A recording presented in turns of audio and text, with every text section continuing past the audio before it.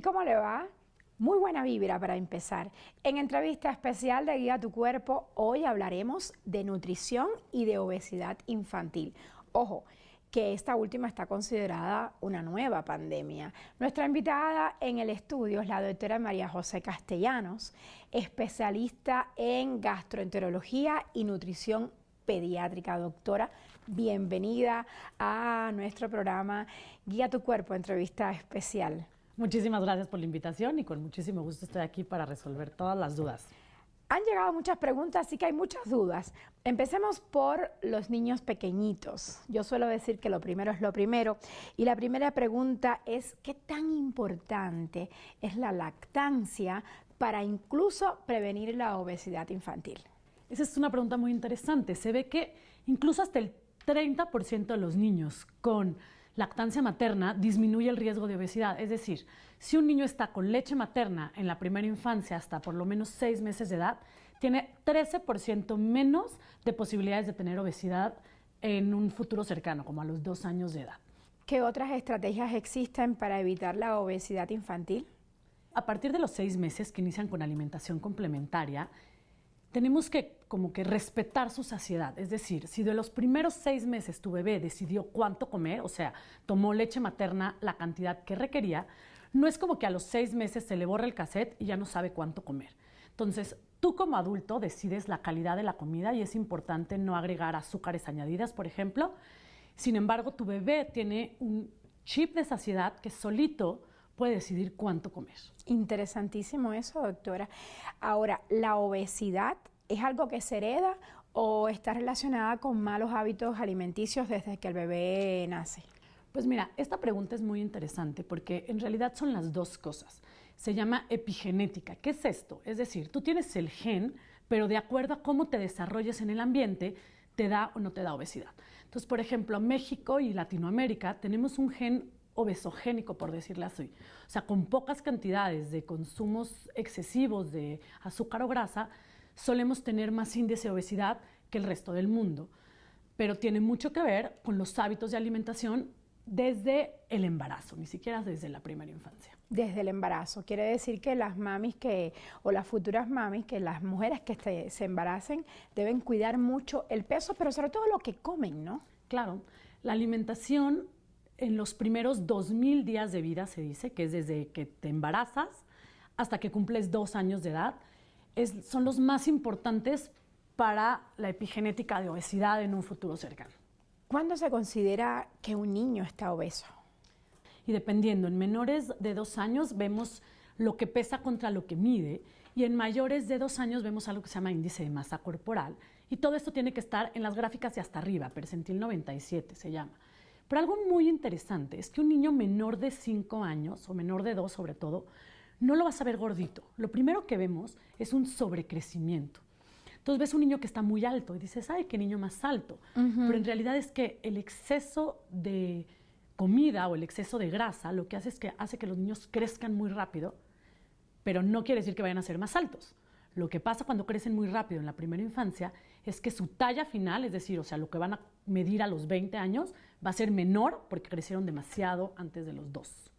Cuando un niño es obeso, cuando no controlamos eso, ¿qué consecuencias tiene a largo plazo? Igual que en los adultos, el sobrepeso y la obesidad en niños tiene varias cosas. Uno, podemos tener diabetes tipo 2, lo estamos viendo en niños menores de 5 años, o sea, hay niños menores de 5 años con diabetes tipo 2, colesterol y triglicéridos altos, presión alta en niños menores de 10 años, por ejemplo. ¿Y esto es provocado por la obesidad? Sí, todo esto es provocado por alimentación y obesidad. Niños que se quedan chaparritos, porque lo que les explicaba, crecen mucho. Asma también está asociado a obesidad. Incluso hay unas enfermedades del hígado, porque se acumula la grasa dentro del hígado y entonces también tenemos enfermedades hepáticas en niños pequeños. Doctora, y se dice que justo durante la pandemia, que aún no se acaba, aumentó el índice de obesidad en los niños. ¿Eso es verdadero o falso? 100% verdadero. Incluso hay una encuesta en México que se llama En Salud 2020 COVID, en la que entrevistaron, bueno, en general a toda la población y se dieron cuenta que hasta 36% de los niños menores de 10 años disminuyeron su actividad física. Y esto es muy interesante, entre los 6 y los 19 disminuyó un 63% la actividad física. Entonces, al final de cuentas, la Por obesidad... los encierros, ¿cierto? Ajá, el encierro. La obesidad es un desbalance entre ingesta y actividad física. Entonces, si los niños dejaron de tener la actividad física que normalmente estaban acostumbrados y aparte aumentaron el consumo de comida chatarra en casa y de comida industrializada. De eso le quiero hablar después. Sí, entonces aumentas el consumo, disminuyes esto y entonces evidentemente la siguiente pandemia va a ser obesidad, incluso diabetes en niños. Por eso hay que tener mucho cuidado y trabajar sobre ello. ¿Qué nos recomienda? ¿Qué hacer para construir una alimentación saludable, unas rutinas que de verdad eviten esto de la obesidad? Claro, pues miren, como tal, tampoco venimos aquí a dar una clase de nutrición. Lo que quiero darles son estrategias reales y puntuales. Eso qué necesitamos. De qué hacer para que tu hijo decida comer bien. Porque la batalla de qué comer la perdiste desde que tu hijo tiene 6 meses. O sea, tú no vas a obligar a tu hijo a comer nunca. Entonces, las estrategias que podemos hacer, uno es nunca obligar a tu hijo a comer. Pero no obligar es de verdad no obligar, porque distraer es una forma de obligar. Y en Latinoamérica es muy fácil. Ay, acábate tu plato porque el pobre niño se va a quedar sin hambre. Ahí te ve el avioncito, mijito, Sí, y abre la boca. Esas cosas son obligar a tu hijo a comer. Entonces, mi primera estrategia es nunca obligues a un niño a comer. Pero entonces, si el niño no comió ni durante el desayuno, la comida y la cena que haces, ¿se te va a desnutrir? Evidentemente hay grados de desnutrición, pero ningún niño en su vida se va a desnutrir por 2 días de no comer. Claro que tienes que llevar las cosas de la mano con algún profesional de la salud, que estemos seguros que su desarrollo y su peso va bien. Pero si tu hijo tiene un buen desarrollo, un buen peso para la edad y un día no comió, no se va a desnutrir. 2 días no comió, tampoco se va a desnutrir. Entonces, no lo obligues a comer, es mi estrategia número 1. Los siguientes pueden ser tener rutinas claras y horarios claros. O sea, no se vale que los niños despierten y pasen más de 2 horas sin desayunar, porque cuando se sientan a desayunar van a quererse comer todo. Tampoco se vale que pasen demasiadas horas sin comer, o sea, más o menos unas 4 horas, pero tampoco que estén comiendo todo el tiempo. Porque nos pasa también a nosotros como adultos. Si no desayunas bien, te la pasas picando comida y lo único que haces es que tienes más hambre todo el día y comes comida que no te genera una buena saciedad. Entonces, en el caso, por ejemplo, de mi hija, cuando ella ya quiere comer, tiene mucho deseo de comer, te pide un dulce. ¿Qué haces en ese momento? Pues mira, esta es mi siguiente estrategia para construir una alimentación saludable. A ver. Los dulces no son premio y son castigo. Ningún alimento es premio y castigo, todos son alimentos. Entonces, nunca nadie te ha dicho en la vida, si te comes tu pastel, te voy a dar un brócoli. Ajá. Entonces, si tú vas por la vida y le dices a tu hija, cómete el brócoli porque el pastel viene después, aquí tenemos unas conexiones neuronales en las que decimos, el pastel es lo bueno, el brócoli es lo malo. El pastel es el premio. Es el premio. Entonces, nunca es premio ni castigo. A mí, mi solución, no tenerlos disponibles. O sea, no lo puedes prohibir, porque si lo prohíbes, lo deseas. Entonces, simplemente intentar no tener disponible ni dulces ni comida chatarra en tu casa. Si ya te lo pidió, puedes decir, bueno, está bien, vamos a sentarnos a comer, la sientas a la mesa, sirves la comida junto con el dulce en un lado. ¿Y después qué pasa? Y después, ¿qué pasa? Intentamos nosotros modelar que vamos a comer la comida saludable, le decimos en casa, y después consumir su dulce. Y todas estas estrategias las doy como para construir una alimentación saludable. Quiero que se lleven la idea a casa de que no quiero que los niños consuman dulces en casa. Eso es una realidad. Doctora, usted hizo mucho énfasis en la pregunta anterior en la comida chatarra. ¿Por qué es tan dañina la comida chatarra y la industrializada? Pues mira, realmente podemos regresar a lo básico. O sea, viviríamos mejor, más años y con mejor calidad de vida si regresábamos a comer lo que comen nuestros antepasados. En México le decimos la dieta de la milpa, o sea, regresar y comer frutas, vegetales, verduras, maíz como un grano entero, porque la comida industrializada la modifican de tal forma que sea mucho más barata, pero también mucho más obesogénica, se dice. O sea, con poca cantidad generas mucho más obesidad. Sí, hay que hacer un movimiento de mamás en contra de la comida chatarra en las fiestas también.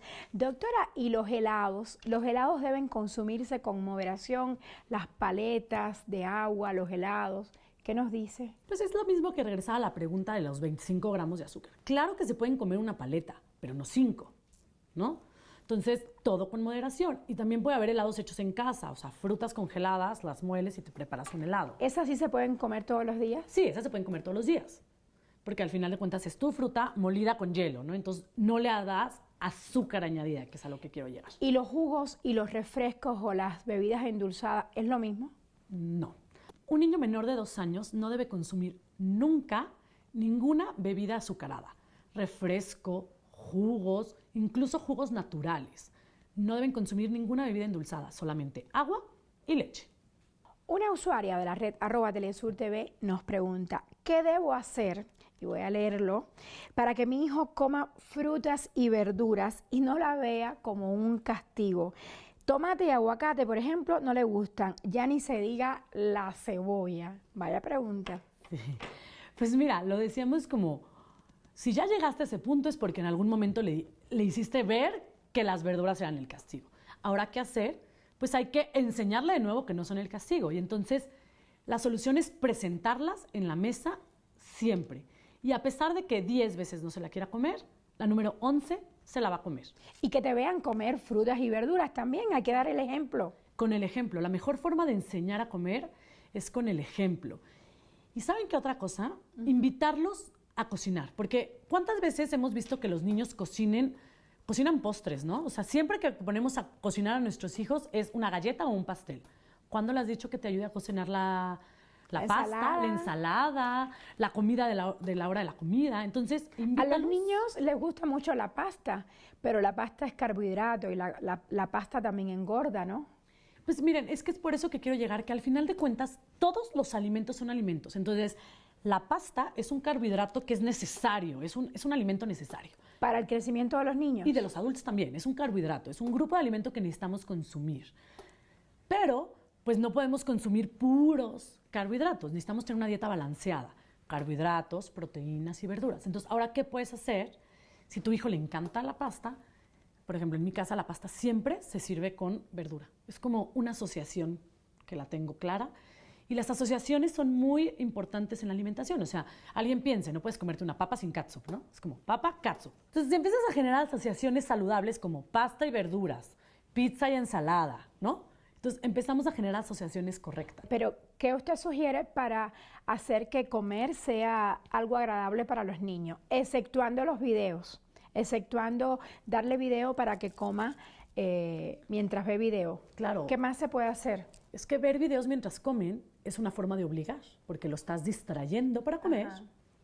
Y lo obligas. Entonces, ¿qué otra cosa? Involucrarlos. ¿Es bueno o es malo? Es malo. O sea, ver videos, o sea, si tú pones a tu hijo y solo come con videos, ahí lo estás obligando a comer, porque está distraído de tal forma que no se está dando cuenta que está comiendo. Y su centro de saciedad queda por los pisos. Esa es la causa número 1 de obesidad en realidad en Estados Unidos. Ahora, ¿qué hacer? Las mejores estadísticas dicen comidas familiares. Y eso en Latinoamérica es muy fácil. Comer en familia, sentarse, hacer un momento agradable y no centrar la información sobre la comida. O sea, ¿qué tiene que hacer la mamá? Sentarse, platicar con él, platicarle cómo le fue en el colegio, platicar cosas agradables, vamos a ir mañana al parque. Y entonces hay una situación de relajación en la mesa y los niños pueden comer mejor.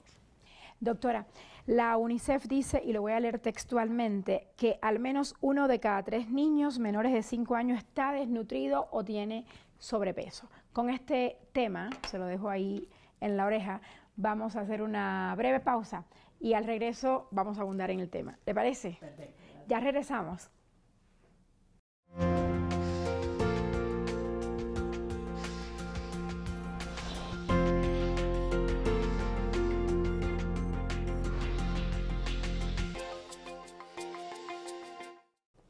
Estamos de vuelta. Nuestra invitada en piso, la doctora María José Castellanos, es especialista en gastroenterología y en nutrición pediátrica. ¿Cuáles son las carencias nutricionales que usted más ha encontrado entre sus pacientes? Pues miren, incluso los niños con obesidad se llaman niños malnutridos porque tienen carencias micronutricionales. ¿Cuáles son?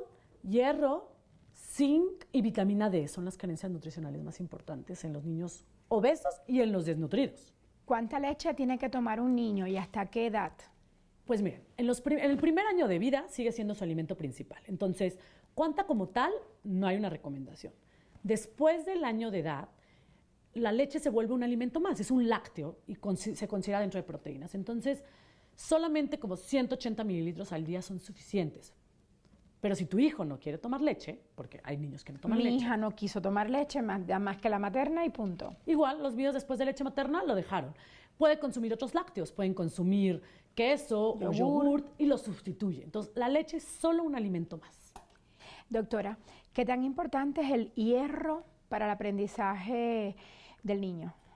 Miren, muy importante, porque los micronutrientes que se llaman hierro, zinc y selenio y todos estos son los que nos ayudan a generar conexiones neuronales. Entonces es muy importante el consumo de hierro en la primera infancia.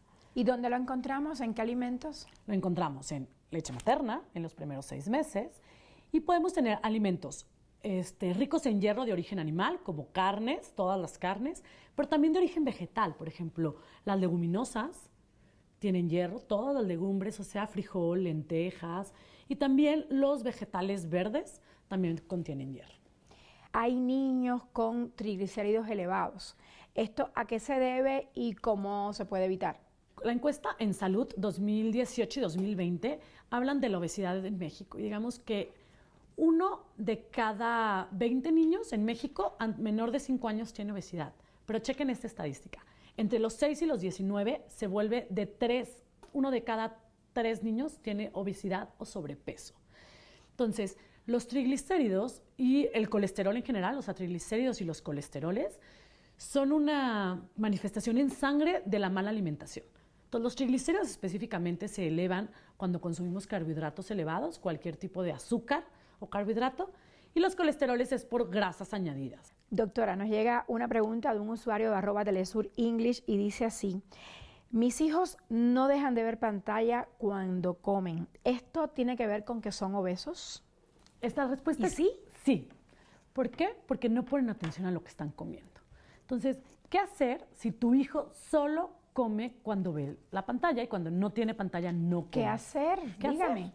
En ese momento, ¿qué hacer? 1, evidentemente tenemos que quitarlo.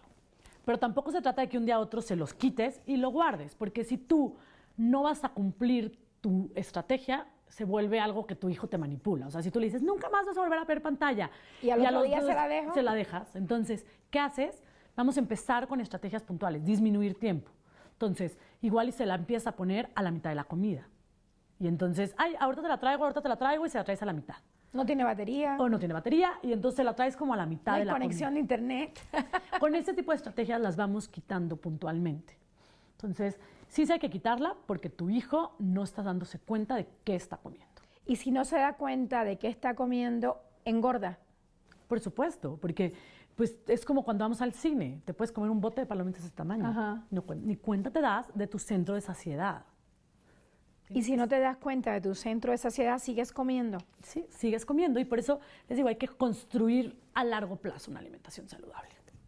Nos pregunta otra mamá un tema que me parece muy interesante y es, ¿qué hago con mi hijo que tiene triglicéridos y colesterol elevados? La causa es 100% alimentación. ¿Y qué hacer? La verdad es que tiene que ser un tratamiento multidisciplinario.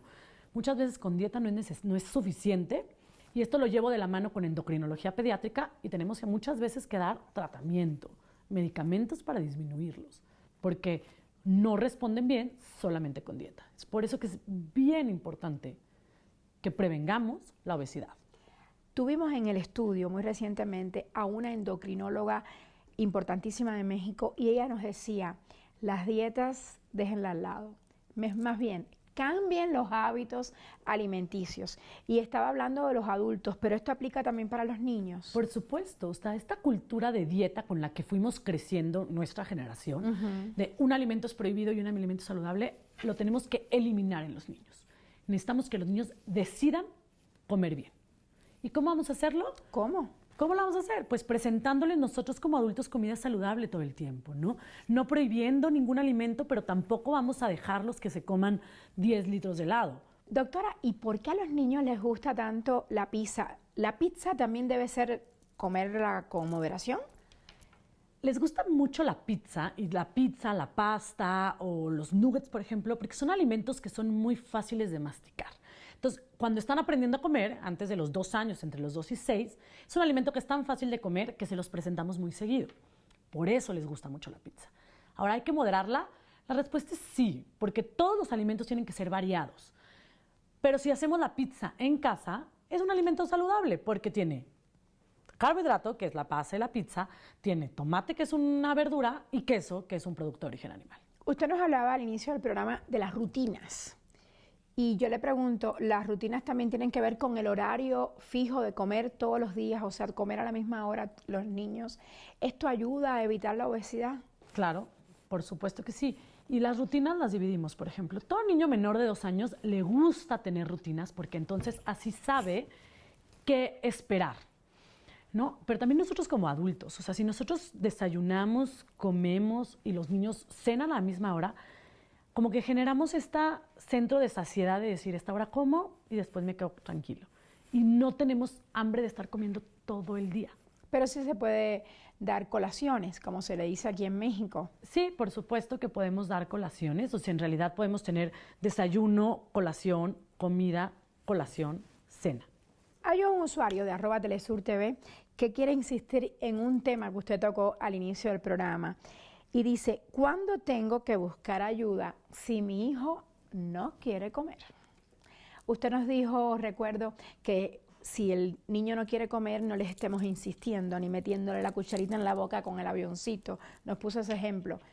¿Qué le respondemos a esta usuaria de @Telesur TV? Buscas ayuda cuando es un problema en tu casa. Cuando tú todas las mañanas despiertas y dices, a ver si come hoy mi hijo, es momento de buscar ayuda, porque un niño no come por una infinidad de razones, pero entre ellos hay veces que no tiene una fuerza de masticación adecuada y entonces necesitamos terapia para aumentar la fuerza de masticación. En otras ocasiones... ¿Y eso nos lo va a decir el médico? Sí, médicos especialistas como en alimentación como tal. O muchas veces los niños no tienen integración sensorial, o sea, no les gusta específicamente, no les gustan las cosas blandas y solamente quieren comer cosas crujientes, y es ahí que también tenemos que buscar ayuda. Y la otra es cuando no come un grupo de alimentos completos, es decir, o sea, tu hijo no come para nada proteínas, o no come ninguna verdura, o no come ningún carbohidrato. Hay que ir al especialista. Sí, esos son foquitos rojos en los que tienes que buscar ayuda. La misma mamá pregunta, sí, porque es el mismo usuario, y dice, mi hijo a veces, cuando mejor me va, me dice, mamá, ya me llené, pero solo ha comido 5 cucharadas. Lo levantas de la mesa porque dijo, ya me llené, y esta saciedad que tiene, logras levantarlo de la mesa. Lo siguiente es, si te vuelve a pedir comida en menos de 1 hora, lo tienes que esperar y lo vuelves a sentar a la mesa, que sienta que es hora de volver a sentarse a comer. Crear hábitos. Crear hábitos de alimentación. Doctora, ¿y no es más fácil darle un medicamento para estimular el apetito? Los estimulantes del apetito en realidad no se utilizan más que en cosas muy concretas. O sea, niños que tienen enfermedades concretas como por ejemplo cáncer y realmente no tienen hambre, les damos estos estimulantes del apetito nunca más de 3 meses seguidos, porque en realidad no tienen una buena investigación para decir que funcionan. Entonces, no, si estás queriendo darle un medicamento para que tenga hambre, mejor busca un especialista en alimentación para que te diga por qué no está comiendo tu hijo. ¿Qué es peor, tener sobrepeso o desnutrición? Esa pregunta es muy interesante. Hace algunos años hubiéramos dicho desnutrición, pero yo creo que en este momento las dos se llaman malnutrición. Están malnutridos los niños. Una usuaria de @TelesurEnglish nos dice, tengo un niño autista y tengo muchos problemas con él para que coma como debe ser. ¿Qué hago, doctora María José? Pues miren, los niños que tienen autismo tienen un problema de integración sensorial. Entonces, comen solamente alimentos de ciertos colores, por ejemplo, o de ciertas texturas. Entonces, con los niños autistas es realmente un problema de alimentación que tenemos que buscar que coman micronutrientes de otras formas y ellos sí los tenemos que suplementar con algunos alimentos. Estamos casi por terminar el programa, pero nos llega otra pregunta y me parece muy interesante y dice, ¿cuál es la diferencia entre un niño obeso y un adolescente obeso? ¿La hay? Hay muchas estadísticas que dicen que si un niño es obeso, es muy probable que sea un adolescente obeso y un adulto obeso. Entonces, la diferencia es que cuando lo tenemos de niños, hay que cambiar los hábitos desde entonces para que no llegue a ser un adolescente obeso. Pero el manejo es el mismo, cambiar hábitos de alimentación. ¿Qué debe hacer entonces una mamá, un papá, si su hijo en estos momentos, ya sea niño o adolescente, presenta problemas de obesidad? ¿Con qué especialista debe ir?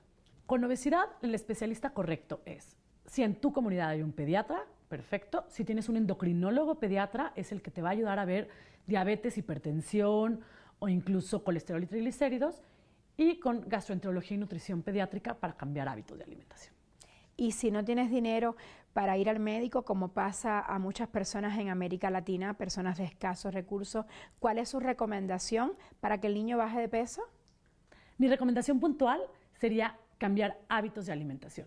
Eliminar todas las azúcares añadidas, los refrescos, los jugos, los dulces en exceso y regresar a la dieta que consumían nuestros antepasados. Frutas, verduras, cereales completos, por ejemplo el maíz completo y no industrializados, y que aumenten la actividad física. A los niños les gusta salir a jugar, a los niños les gusta salir a correr.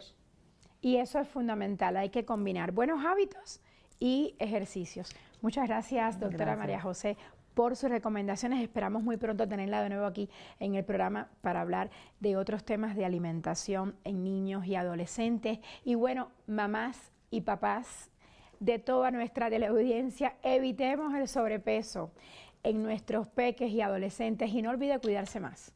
Esto es Guía tu Cuerpo, entrevista especial, y nos vemos en 7 días para seguir hablando de nuestra salud, de cómo cuidarnos. Buena vibra, hasta la próxima.